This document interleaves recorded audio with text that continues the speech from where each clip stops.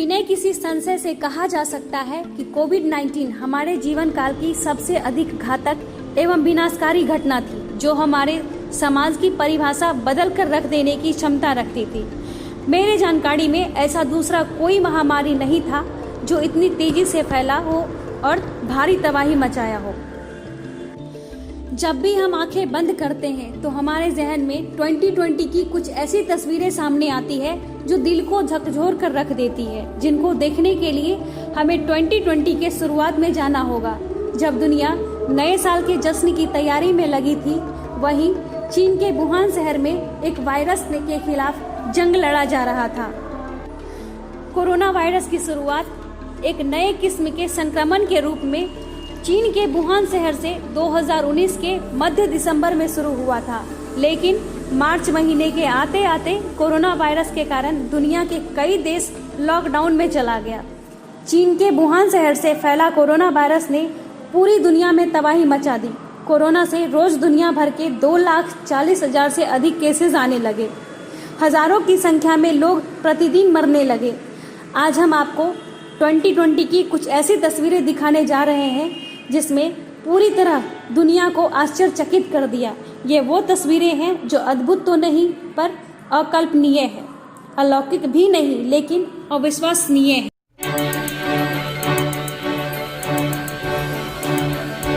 10 दिन में बनकर तैयार हुआ अस्पताल। 2 गज की दूरी पर लगा सैकड़ों बेड। यह वही अस्पताल है जिसे बनाने में सिर्फ 10 दिन लगा। वुहान में उपचार केंद्र का युद्ध स्तर पर निर्माण ऐसा दूसरा मामला है जब देश में किसी बीमारी के लिए दिन रात एक करके विशिष्ट अस्पताल बनाया गया।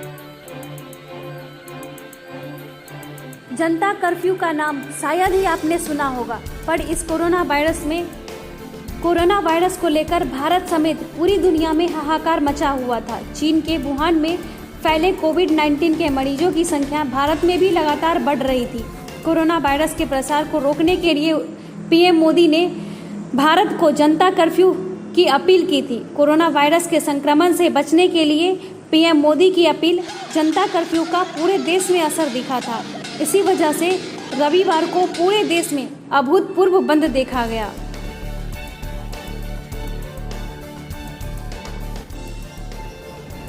कभी खाली नहीं होने वाली भी मक्का मदीना 2020 में पूरी तरह से बंद दिखा।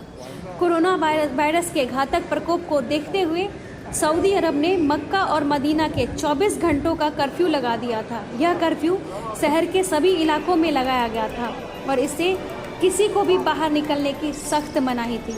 हालांकि मक्का और मदीना दोनों शहरों में रहने वाले लोगों को केवल जरूरी की खरीदारी के लिए ही घर से निकलने की इजाज़त दी गई थी। वहीं इस कर्फ्यू ने सरकारी और निजी क्षेत्रों के कर्मचारियों को भी राहत दी थी।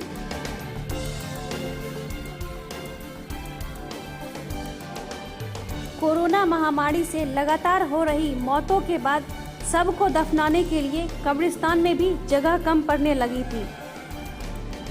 सुनने में थोड़ा अटपटा जरूर लग रहा है, लेकिन कोरोना काल में यह एक हकीकत थी।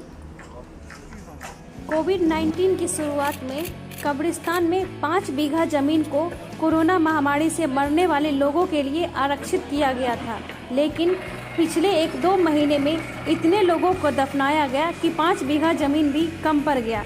कब्रिस्तान प्रबंधक ने बाद में इसका दायरा 9 बीघा तक किया था। अब कब्रिस्तान प्रबंधक का कहना था कि 9 बीघा जमीन भी भरने वाले हैं।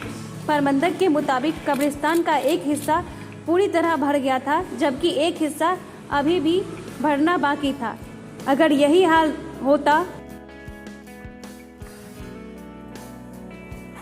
मास्क में दिखे कैदी, सर पर बाल नहीं, शरीर के ऊपर कपड़े नहीं, दोनों हाथ पीछे और एक दूसरे के पीछे बैठे ये लोग कौन हैं? कुछ याद आया आपको? कोरोना काल में ये तस्वीरें काफ़ी चर्चे में रही। तस्वीर अल सल्वाडोर की राजधानी सैन सल्वाडोर के एक जेल की थी, जो जेल में कैदियों को पुलिस इस तरह से एक जगह बिठा रही थी। दरअसल पुलिस इनकी तलाशी ले रही थी। तलाशी क्यों? वो इसलिए कि इस जेल में दंगा भड़क गया था और 50 से ज़्यादा लोग इसमें मारे गए थे। लेकिन इस तस्वीर की चर्चा क्यों? क्या जानते हैं आप इस तस्वीर की चर्चा इसलिए ज़्यादा हुई थी क्योंकि ये सारे कैदी मास्क लगाए हुए थे। हालांकि इन्होंने 2 गज की दूरी का पालन तो नहीं किया, लेकिन मास्क लगाना नहीं भूले। सूटकेस पर लटका 6 साल का बच्चा। कोरोना काल में मजदूरों के दर्द की ऐसी तस्वीरें सामने आई जो इंसानियत को चोट पहुंचाने वाली थी। ऐसी ही एक आगरा हाईवे से आई थी जिसमें एक मजबूर मां अपने बच्चे को सूटकेस पर लिटाकर ले जा रही थी। थका हारा बच्चा सूटकेस पर ही सो गया। चलते चलते बड़ों के साथ बच्चे भी थक गए। हालात ये हो गया कि एक महिला ने अपने 6 साल के बेटे को ट्रॉली सूटकेस पर ही लिटा दिया। तस्वीरें इतनी मार्मिक थी कि बच्चे का आधा शरीर सूटकेस के ऊपर था, जबकि बाकी का हिस्सा सूटकेस से सटकर नीचे लटका हुआ था। बच्चे की मां सूटकेस को खींचते हुए रोड पर चली जा रही थी। कोरोना काल में सब कुछ बुरा ही नहीं हुआ, कुछ बुरा हुआ तो कुछ अच्छा भी हुआ।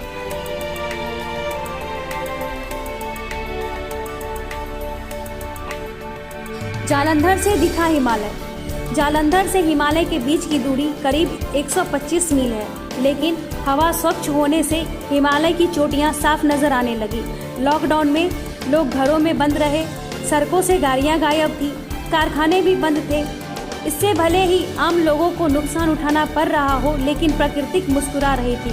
हवा स्वच्छ हो गई थी, इतनी स्वच्छ कि जालंधर से हिमालय की चोटियां भी साफ दिखाई दे रही थी। 30 वर्षों में ऐसा पहली बार हुआ था जब हिमालय से लगभग 125 मील दूर पंजाब के जालंधर के लोगों ने सोशल मीडिया पर बर्फ से ढके हिमालय की खूबसूरत तस्वीरें साझा की थी। दुनिया भर के लोगों ने हाथ जोड़कर एक दूसरे को अभिवादन करना शुरू कर दिया था। दुनिया भर के स्वास्थ्य अधिकारियों ने कोरोना वायरस के खतरे से बचने के लिए हाथ मिलाने से दूर रहने की सलाह दी। इसकी बजाय उन्होंने भारतीय नमस्कार यानी नमस्ते को अपनाने को कहा। यह आज दुनिया भर में अभिवादन का वायरस प्रूफ तरीका माना जा रहा था। अमेरिका के राष्ट्रपति डोनाल्ड ट्रंप, फ्रांस के राष्ट्रपति एमानुएल मैक्रो और ब्रिटेन के राजकुमार चार्ल्स ने विभिन्न मौके पर अभिवादन के लिए हाथ जोड़ते दिखे। निश्चित ही भारत में यह खुशी देने वाली हेडलाइन तो बननी ही थी कि अब नमस्ते ग्लोबल हुआ। फ्रांस के राष्ट्रपति मैक्रो ने थोड़ा झुककर और दोनों हाथ जोड़कर पेरिस के एल्सी पैलेस में स्पेन के राजा फिलिप VI और महारानी लेतिजिया का अभिवादन किया था। यही नहीं, भारत में फ्रांस के राजदूत एमानुएल लेनिन ने तो ट्वीट किया कि राष्ट्रपति मैक्रो ने फैसला लिया है कि वे अब समकक्षों के साथ अभिवादन के लिए नमस्ते का इस्तेमाल करेंगे, जो शिष्टाचार का एक अत्यंत ही श्रेष्ठ तरीका है और उन्होंने इसे 2018 से अपनी भारत की यात्रा से लिया था। माँ वह अमोघ मंत्र है जिसके उच्चारण मात्र से ही हर पीड़ा का नाश हो जाता है। माँ की ममता और उसके आंचल की महिमा को शब्दों में बयान नहीं किया जा सकता। लेकिन इस कोरोना काल में यह भी देखने के लिए मिला कि कई बच्चे बच्चियां अपनी माँ से दूर अकेले रह रहे थे। कोई स्कूल में तो कोई छात्रावास में। कई माएं अस्पताल में कोरोना संक्रमण लोगों के इलाज करते और मजबूरन अपने बच्चों से नहीं मिल पाते, घर नहीं जा पाते।